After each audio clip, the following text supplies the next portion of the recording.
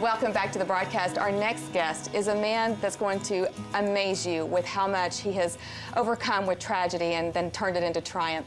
As a member of the Army's elite parachute team, Dana Bowman and a partner were on a routine jump when they collided midair.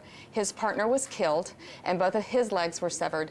But in the months and the years that followed, Dana has never let that keep him down. He's laughed in the face of adversity and since has changed his life and the lives of those around him. Please welcome retired Sergeant First Class Dana Bowman, Staff Sergeant Jason Morgan. I'm so happy to have you out here. Thank you. It's an honor to be talking with both of you today.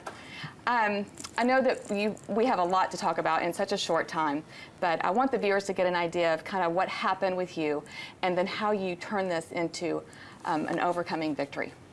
Well, I'll tell you, it's been a road to recovery, just like all of our warriors, our soldiers, and the veterans that are out there. Mine is just only one story that is a testimony to be able to help others. You know, 20 years to 1 month it's been since my accident. Wow. February 6, 1994, and when that tragic day and took the life of my partner and both my legs. You know, the times are changing for the military, and we know that we have about 68 wounded warriors that have re-enlisted back in, and just because of what happened, my story, I was able to re-enlist and be the first guy to come back on active duty. A lot of things have changed in the last 20 years with these tragedies, these accidents, but it's helped us to be able to open up a door and show them what we can do with tragedies and accidents. Right. Now let me go back to right after that accident. And you woke up in the hospital. I read all about this and listened to your testimony. And you woke up and immediately you were told that your partner had been killed. And then you learned that your legs would be lost. How did you just wake up and go, well, I'm going to be an overcomer? Or did you immediately have that flood of, oh my God, how could this have happened? You know, self-pity, bitterness, depression. When they told me what happened, I was on a medication. I didn't know I lost my legs, and I didn't know that Jose was gone. Mm-hmm. And so it was a reality check there. I mean, my whole life come tumbling down, and I had no clue about disabilities, about abilities, about prosthetics. Right. Even say the word of prosthesis was tough. It is. I stuttered for the first 4 months after my accident because of my head injury. It was really hard to be able to get accepted back in the United States military because, you know, they want to give you your disability exactly. and get out of the military, and I didn't want to get out. I mean, I love the military, Army, Navy, Air Force, Marines, Coast Guard. They do something great that gives back to our American public. Something that public. really impressed me so much about you was that you could have retired on a 100% disability, and you chose not to take that. Why? You know, it wasn't about the money. Like I said, I loved doing what I could do. Let me show you what I can do. That's all I've always asked them to do. And you know, after I left the military, I became a pilot. Bell Helicopter, that was part of my academy. Airplanes, seaplanes, helicopters, you name it. So it's limitless on what we can do to land on target, right, no matter what that is.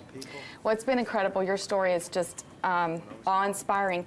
Now, you went on and you started this amazing organization called HALO. Tell us about that and what's going on with that event this week. I know we have Jason here that's going to be a part of that event this weekend. Absolutely. We have an incredible opportunity to be able to bring the Metroplex in, bring all the men and women, especially our veterans, soldiers, and warriors, and the men and women that support them. It's called Halo for Freedom Warrior Foundation, and it's called a Weekend to Remember. We don't just do one little thing. We're talking about a parachute opportunity for all the warriors. We bring 33 guys.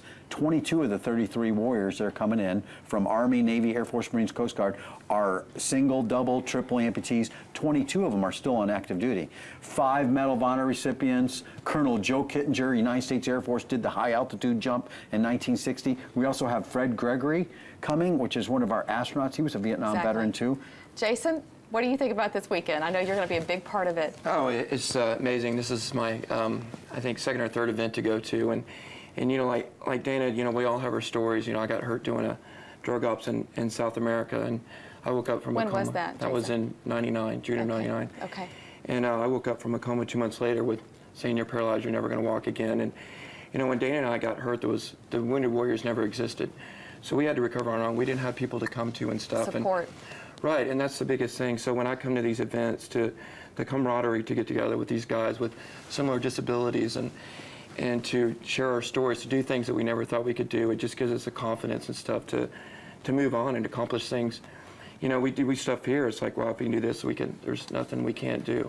You had mentioned that you're actually going to be jumping this weekend with Dana, which Dana, you still jump, and Yes. you still take people like me jumping. But Dana, you're going to get to do it this weekend, and this is the first time in how long, you said? 15 years. My last jump was in South America on a mission, and so I haven't been able to jump since. So I'm very excited. I can't even sleep at night just thinking about it. Team Fast Track is coming in from Cincinnati. They fly their caravan in. We have 10 tandem masters, and every one of them are former military guys. So he'll get the opportunity to be able to jump with an Air Force tandem master.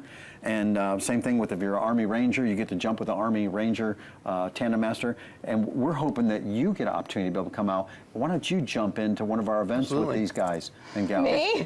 Little old me? Oh my gosh, Dana, I don't know. I'm a short girl, you know, I'm afraid of heights. So let me think on that. Would I jump with you? Yeah, absolutely. Matter of fact, we're going to jump tomorrow. I'm sorry, I just get the That's all willies right. thinking about it. You could close your eyes. Could be a night Oh, jump. Lord. Yeah. Okay, I got to think on that one, but I'm just beyond impressed. You know, to partner in education, we are going to jump into the Northwest High School, which is a mile away from the Texas Motor Speedway. We're going to skydive in the morning, or matter of fact, at 2 o'clock, we're going to jump Leroy Petrie, Medal of Honor recipient. He's still on active duty. We're going to skydive him in. David Vopra. He's with the Rams. We're going to skydive him in, and we're jumping the principal and 3,000 kids. And you could be one of those honored guests to jump all in right, with them. I'm going to think about it. And I know everybody is invited to come out to all of this all weekend. So you can learn more about Dana and his cause by going to danabowman.com. We've got a link on our website right there as well for you to follow. And when we come back, the next man we're featuring has battled a debilitating condition for more than 30 years, but in sharing his story, he's raising awareness and hope. Y'all stick around. We'll be right back.